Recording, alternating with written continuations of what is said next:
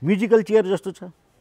राम गए श्याम आउने, श्याम गए हरि आउने, हरि गए, अरू त मैले चान्सै पाएको छैन। त भने अमेरिकनले यस्ता फटालाई किन विश्वास गरेर चाहिँ मतलब के भने खुला चाहिँ नि 56 अरब दिन्छ अनि टाइट गर्यो। अब टाइट गरेको कुरा मैले अमेरिकन पक्षमा बोल्यो भन्नु होला, त्यो त मैले अमेरिकन पक्षमा दिएर बोलेर चाहिँ तपाईँलाई बुझाउनु मात्र खोजेँ। तर मेरो लागि, मेरो देशको लागि आएको पैसा, मेरो जनताको लागि आएको पैसा, मेरो सभरेन्टीलाई च्यालेन्ज गरेर यिनीहरूले स्वीकार गर्नु हुँदैन थियो। फेरि अर्कोतिर आएको कुरा किन आखिर स्वीकार गर्ने त यही चाहिँ मतलब के शेरबहादुर देउबा हो। यही चाहिँ तपाईँको चाहिँ ज्ञानेन्द्र बहादुर गएर सिग्नेचर गरायो वासिङटनमा 75 सालमा। तपाईँलाई थाहा छ यहाँले भन्नुभयो जस्तै देशको विकास हुन्छ भनेर हामीले स्वीकार गऱ्यौँ भन्छ नि। होइन होइन, उनीहरूलाई थाहा हुनु पर्दैन हामीप्रति अविश्वास भयो, हामीलाई मतलब के भने फरेबी गरे, हामीलाई भ्रष्ट भने र यिनीहरूको टाइट भयो कि तिनीहरूलाई अङ्ग्रेजी जानेन, त्यो पढ्नै सकेनन्, या त मतलब अङ्ग्रेजी राम्रो पढेर के चाहिँ क्लजले चाहिँ हामीलाई बाधा व्यवधान गरेको छ, कानुनलाई बाधा व्यवधान गरेको छ, हामीले के गरी जवाफ दिने जनतालाई भन्नु पर्दैन, सोच्नु पर्दैन। यसै मन्त्री भएर जाने, खुराक खाने, बुझ्दै नबुझी साइन गरे, त्यसो भए बुझ्दै नबुझी फर्म भरे, बुझ्दै नबुझी त्यो पनि हुनसक्छ, त्यो पनि हुनसक्छ। पैसा आइहाल्छ भनेर। अब मैले अहिले दुई किसिमबाट देश बेच्दिन मिल्यो त पैसा आइहाल्छ भनेर बेर छैन, त्यो पनि बेर छैन, बुझ्नु। त्यसैले मैले दुई किसिमबाट तपाईँलाई व्याख्या गर्न चाहेँ। एउटा अमेरिकन पोइन्ट अफ भ्यूले यिनीहरूले ल्याएको क्लज 100% ठिक छ, किनभने यो गरिब मुलुकका, यी दरिद्र मुलुकका सत्ताधारीहरू भ्रष्ट छन्, अनैतिक छन्, जवाफदेही मात्र दिन सक्दैनन् र यिनीहरू एनी टाइम भागेर चाहिँ देश छोडेर चाहिँ भागेर विदेशमा गएर बस्छन्। जस्तो अफ्रिकाका धेरै चाहिँ नि तपाईँको चाहिँ नि तानाशाहीहरू बुझ्नुभयो, टाप कसरी कि अमेरिकामा शरण कि क्यानाडामा कि चाहिँ युरोपियन मुलुकमा शरणमा बसेका छन्, कतिजना नाउँ लिनु तपाईँलाई, बुझ्नु भएन। किन अन्तमा त मतलब यिनीहरू पैसा धेरै कमाइसकेका हुन्छ अनि जनतालाई छोडिदिन्छ ऋण जति। अब अहिले तपाईँ कति ऋण छ भन्नुहोस् न, हाम्रो एक मान्छे टाउको बराबर अहिले 57,000 रुपियाँ ऋण परिसक्यो। यसपालि मात्र यो सरकारले यति बदमासी गर्यो 3 खर्ब ऋण उठाएला भन्नुहोस्, अनि समृद्धिको कुरा गर्ने, नेपालको विकास गर्ने कुरा गर्ने, अनि विकास गर्दा चाहिँ आफ्नो सभरेन्टीलाई छोडेर चाहिँ एमसिसी पास गर्ने, ल भन्नुहोस्। यो अब यहाँले अमेरिकाको उदाहरण दिनुभयो, अमेरिकन पर्सपेक्टिभबाट यो कुराहरू ठिक छ भन्ने यहाँको भनाइ आयो। नेपाली पर्सपेक्टिभबाट र यहाँको अन्तरात्माले चाहिँ अहिले जे राखिएका छन् एमसिसीका क्लजहरू त्यो कस्तो लाग्छ? त्यो बेठिक छ, पूर्ण बेठिक छ। कसका लागि? हाम्रो लागि बेठिक छ। ठिक कसका लागि छ? जसले घुस खाएको छ, जसले बदमासी गरेको छ, जसले चाहिँ आफ्नो फेस सेभ गर्न खोजेको छ, त्यो मान्छेलाई ठिक छ। भनेपछि यो पारित हुन्छ कि हुँदैन त? हुँदैन, गर्नै हुँदैन। मैले अमेरिकनको त्यत्रो चाहिँ पिड गर्दा पनि के भने यो पारित हुनु हुँदैन नेपाल जस्तोमा, जस्तो श्रीलङ्काले फाल्दियो यसरी फाल्नुपर्छ। ठिक छ, दरिद्र समस्या छ भने त पारित गर्नु पर्यो नि त, देश विकास गर्नु पर्यो नि त। पैसा ए बाबा हेर्नुहोस्, देश विकास भनेको मागेर ल्याएको हो चिजले एक साग भुँडी भर्ने मात्र हो, समृद्ध हुने होइन, स्वस्थ हुने होइन। स्वस्थता नै चाहने हो भने यहाँ कति पैसा चाहिँ तपाईँको चाहिँ मतलब के भने खरबौँ रुपियाँ तपाईँको यही नेपालभित्र अहिले उठाउन सकिने अवस्था छ। कुनै पनि बिजनेस हाउसमा तपाईँ जानुहोस् त, प्राधिकरणको कति छ। भनेपछि यो यो यो यो पारित गर्नुपर्छ भनेर ल्याउनेहरू, यो अनुमोदन गर्ने, यो यो सम्झौता गर्ने पनि र अहिले एमसिसीका पक्षधरहरू जो चिनिएका छन् यिनीहरू चाहिँ के कारणले यसरी लागेका छन् त? अब पहिलो कुरा त के भने एमसिसीको प्रोजेक्ट यो लाग्यो भने तपाईँको चाहिँ नि विशेष अमेरिकन एड, विशेष अमेरिकन सहयोग, विशेष अमेरिकन चाहिँ नि फ्रेन्डसिप डेभलप हुन्छ। कि इङ्ग्ल्यान्डले इङ्ग्लिस नबुझेर त होइन नि? फेरि त्यो पनि हुनसक्छ, त्यो पनि हुनसक्छ। किनभने अब ज्ञानेन्द्र कार्कीले गरेको हुनाले त्यो अब काठमाडौँमा चाहिँ अब बुझ्ने भने त त्यो परराष्ट्रका चाहिँ उपसचिवहरू हुन्, सहसचिव हुन्, होइन? सबैले बुझ्नुपर्छ जरुरी छैन नि। भाषा देशको सार्वभौम सत्तालाई बेचेर विदेशको पैसा ल्याउनु जरुरी छैन भन्ने निष्कर्ष हो। बेचेर होइन, देशको सार्वभौम सत्ताको अधिकारलाई कटौती हुने वा आँच आउने गरिकन त्यस्तो पैसा स्वीकार्नु हुँदैन पो भने त मैले बेच्ने कुरा छोड्नु, बेच्ने भने धेरै ठुलो कुरो फेरि बन्दकी राखेर बन्दकी पनि भएन नि। यो त तपाईँको संसदले कानुन अनुमोदन गरिदिइसके पछाडि अब हाम्रो त संविधानसँग बाजियो भनेदेखि त मिल्दैन। त्यहाँ त त्यो चाहिँ सम्झौतामा जे छ त्यो चाहिँ प्रधान हुन्छ भनियो नि त। फेरि संसदले अनुमोदन गरिदिनु पर्ने, तर कानुन चाहिँ फेरि उतापट्टि प्रधान हुने भनेपछि हो, त्यही हो। त संसदमा ल्याउनै नहुने कुरा के हो, संसदलाई नल्याएर गर्ने हो भने हुन्छ फेरि। अनि यो 5 अर्ब जति खर्च पनि भइसक्यो भन्छन् नि फेरि। यसपालि पनि 8 अर्ब निकासा भएको छ त्यसैको लागि। अब यो अनुमोदन गराउने अमेरिकनसँगको सम्बन्ध पनि बिग्रिन्छ, किनभनेदेखि औँलो उन्मूलनमा पनि अमेरिकाकै भूमिका थियो। 1955 देखि 1951 देखि हालसम्मको यो सम्बन्ध 70 वर्षसम्मको यो दौत्य सम्बन्ध केही परिहाल्यो भनेदेखि कसले भने तपाईँलाई कुरा सम्बन्ध यो नस्वीकार्दा सम्बन्ध बिग्रिन्छ कसले भने भन्छ नि विश्लेषकहरूले। यहाँहरू जस्तै विश्लेषकहरूले हामीसँग अन्तर्वार्ता होइन, विश्लेषकहरूलाई च्यालेन्ज गरिदिन्छु म भनिदिन्छु, यो फ्याल्दैमा अमेरिकनले हामीलाई छोड्दैन। किनभने अमेरिकाको र नेपालको सम्बन्ध 2013 सालदेखि स्थापित छ। युएसएड भन्ने राजा महेन्द्रको समयमा तपाईँको स्थापित भएको चाहिँ नि युनाइटेड स्टेटले हामीलाई गरेको सहयोग तपाईँले अहिले भर्खर भन्नुभयो होइन। ग्रामीण विकासको लागि धेरै मद्दत गरेको छ हामीलाई। त्यही त युएसएड मार्फत जे सहयोगहरू भइरहेको छ समस्या पर्दैन नि त। यो एमसिसी पारित हालिदिए पनि मलेरिया एडेडिकेसनको लागि ठुलो सहयोग गर्यो। ग्रामीण विकास, वन जङ्गल मतलब के भने संरक्षण, त्यसपछि कृषिको विकासको लागि धेरै अमेरिकाले सहयोग अहिले जारी छ है। र धेरै नै मतलब के भने अमेरिकन प्रोजेक्टहरू हामी कहाँ आएको सुरुमा, तर जति पहिले थियो अहिले कम छ। पहिले राजा महेन्द्रको टाइममा त एक किसिमको खोला बगे जस्तो आएको थियो कि यहाँ तपाईँको एयरपोर्टै युएसएडले चाहिँ नि मतलब कि एयरपोर्टै मागेको थियो, सिङ्गल एयरपोर्ट। हजुर, त्यो सिङ्गल एयरपोर्ट स्युचाटारमा थियो। त्यसलाई स्युचाटा अहिले पनि जानुहोस् एयरपोर्ट कहाँ भने बताइन्छ। त्यो एयरपोर्ट नेपाल सरकारको होइन थियो, त्यो युएसएडले चाहिँ चलाउँथ्यो। त्यस्तै युएसएडको चाहिँ तपाईँको भरतपुरमा चाहिँ तपाईँको चाहिँ त्यो भरतपुर एयरपोर्टै उसले चलाउँथ्यो भन्नुभयो। ठाउँ ठाउँमा चाहिँ मतलब के भनेदेखि डेभलप गर्ने, यो पुनर्वास गर्ने काम सब अमेरिकन सहयोगबाट भएको त्यो समयदेखिकै हेर्नुहोस् है। त्यसले अमेरिकनले अहिले यो एउटा एमसिसी मतलब के नगर्दैमा अमेरिकाको पोलिसीले हामीलाई छोड्दैन। त्यसमा यो अमेरिकाले यो भ्रष्टाचार गर्छन्, नेताहरूले समस्यामा पार्छन् भन्ने हिसाबले मात्रै हो त्यो बनाएको, कडा क्लजहरू राखिदिएको हो होला। बुझ्नु अहिले बल्ल बुझ्नु, यो कुरा हामी जनतालाई बुझाउनुपर्छ। भनेपछि खराब कुरो छ अमेरिका रहेछ कि यहाँका भ्रष्ट व्यक्ति रहेछन् ल बताउँछ। यो अब आएर तपाईँले बुझ्नु कुरा होइन। अनि अब यसले देशको सार्वभौम सत्तामा पनि असर पर्यो भन्नुहुन्छ तपाईँ? कसले भने सार्वभौम सत्तामा तपाईँको सार्वभौम अधिकारमाथि हनन हुने सम्भावना देख्यो कि यहाँका कानुन चाहिँ अमान्य हुन्छ भने त हाम्रो अधिकार त कटौती भयो नि, कटौती हुने भयो नि। त्यहाँ त असर त पर्यो त, परेको छैन पर्छ भन्ने अनुमान हो नि त्यो त। होइन, त्यो त अब भोलि सदनले अनुमोदन नगरेदेखि त फेरि त्यो पनि त निष्फल। सदनले अनुमोदन गर्न पनि मिल्दैन, गर्दैन। मैले दुइटै कुरो भने, गर्न पनि मिल्दैन, गर्न पनि गर्दैन। परिमार्जन गरेर ल्याउने सम्भावना हुन्छ कि हुँदैन? फेरि उनीहरूले त स्वीकार्दैनौँ भने पनि छ भन्छन्। परिमार्जन गरेर यो साल चाहिँ नि परिमार्जन गरेर आउँदैन। त्यसो भए यो सरकारले सक्दैन? यतिको विश्वासिलो हो नि त यो सरकार, जसले सम्झौता गर्यो उनीहरूलाई त भन्न नि सजिलो छ नि त अमेरिकालाई त, तिमीहरू आफै नै सम्झौता गरेका हौ, आफै आयो, फर्म भर्यो, मिलायो, अब गर नि त भन्न त सजिलो थियो नि त। होइन, उनीहरूलाई सजिलो भए तापनि यहाँको चाहिँ अप्ठ्यारो एक रिपोर्ट तपाईँको व्हाइट हाउसमा पुगिरहेको हुन्छ। तपाईँले मैले गफ गर्छौँ, यो कुरो उसमा युट्युबमा जान्छ, त्यो व्हाइट हाउसले नोट गरिसकेका हुन्छ। तपाईँ के सम्झिनुहुन्छ? यहाँ कति स्पाई छन्, सिआइए एजेन्ट कति छन्, सरकारभित्र को छ तपाईँलाई थाहा छ?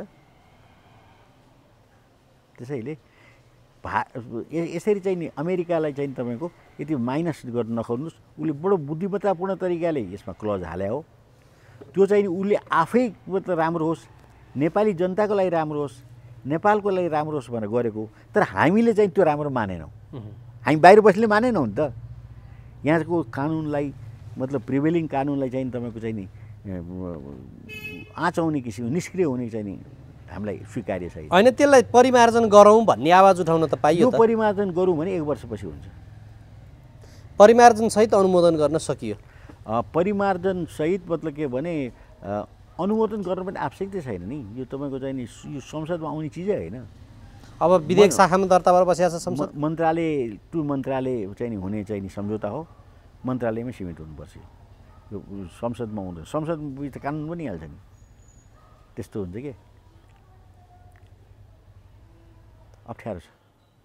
अब अमेरिकन सहयोग जुन दौत्य सम्बन्ध यो समग्र हिसाबले असर पर्दैन। एमसिसी नेपाली जनताले हामीले एमसिसी चाहिँ अहिले टुक्रायो भने हामीले खर्च गरेको पैसा 8-10 अरब रुपियाँ हाम्रो नोक्सान हुन्छ, उनीहरूको 1 रुपियाँ आएको छैन। हो यही त कुरो भयो त। हो अब बुझ्नु कुरो, अब कुरो बुझ्नुहोस्, अमेरिका कति बाटो छ, आफूले 1 पैसा दिएको छैन, काम गरेर भन्दा यहाँ चाहिँ प्रोजेक्ट सुरु भइसक्यो। यहाँ तपाईँको 5 लाख 6 लाख 7 लाख रुपियाँ खाने त मतलब कर्मचारी छन्, एउटा ड्राइभरले 80,000 1 लाख रुपियाँ खान्छ तलब। अहिले 150-200 मान्छे काम गरिरहेछ, क्रियाशील छन्, त्यो पैसा अर्थ मन्त्रालयबाट गइरहेछ, हाम्रो पैसा गइरहेछ। हो अब यहाँ कुरो के हुन्छ नि, प्रोजेक्टै सुरु नभइकन यो पैसा दिने मान्छे को भनेर त्यो पैसा दिने मन्त्रीमण्डललाई, पैसा दिने अर्थमन्त्रीलाई थुना राख्नुपर्छ। अब त्यो पैसा असुल गर्छ, सम्झौतै नभइकन पैसा खर्च गर्न पाइन्छ? यहाँ चाहिँ हौवा गर्ने, भएन सम्झौता भन्ने, भयो भन्ने, म पैसा नि खर्च गरेछ ब्याकडोरबाट। त्यस कारण अमेरिकन त्यति कच्चा छैन। त्यसैले अमेरिकन हेरिरहेछ, तेरो नोक्सान तैँले गरिरहेछस्, म हेरिरहेको छु, लिनुहोस् भने केही फरक पर्दैन, यो पैसा मेरो त अर्को चाहिँ मतलब कन्ट्रीलाई दिन्छु। 50वटा देशमा त चलेकै छ उसको। तर अहिले श्रीलङ्का छोड्यो नि, श्रीलङ्काले रिफ्युज गरिदियो, हामीले रिफ्युज गऱ्यौँ होइन, अहिलेसम्म रिफ्युजै छ, 3 वर्ष भने रिफ्युजै हो नि। र यति भन्दै पनि अमेरिकनले अर्को प्रोजेक्ट दिँदैन भन्न सकिन्न। जुन दिन यहाँ अनेस्ट सरकार आउँछ भन्ने कुरो उसलाई फिल हुन्छ नि, पैसा ओइराइदिन्छ। ल यहाँ अनेस्ट सरकार चाहियो। अनेस्ट भनेको भ्रष्टाचार नगर्ने हैन त, नगर्ने इमानदार सरकार। अहिलेको यो समग्र नेताहरू पनि इमानदार भएनन्। छैनन्, भएनन् नि, छैन। कोही पनि लाइट खोजेर चाहिँ नि गरेन, अब छैन देखि दोस्रो लेयरका नेताहरू नि, के दोस्रो तहका नेताहरू। अब उनीहरूले काम गर्नु पऱ्यो नि, अनि पो थाहा हुन्छ। काम नगरी त देखिन्न नि, भन्न सकिन्न नि। दोस्रो तहको युवा मतलब के भने केटाहरू आइरहेछन् अहिले होइन, हामी शासनमा आउँछु भन्छ, त्यो तिनीहरूले काम गरेर हेर्नु पऱ्यो नि। हो जुन दिन चाहिँ तपाईँको इमानदार सरकार आउँछ, सरकारमा बस्ने मान्छे इमानदार हुन्छ, त्यो दिन नेपालको विकासको लागि कुनै किसिमको अडचन हुँदैन। जस्तो एउटा एक्जाम्पलको लागि राजा महेन्द्र अति राष्ट्रवादी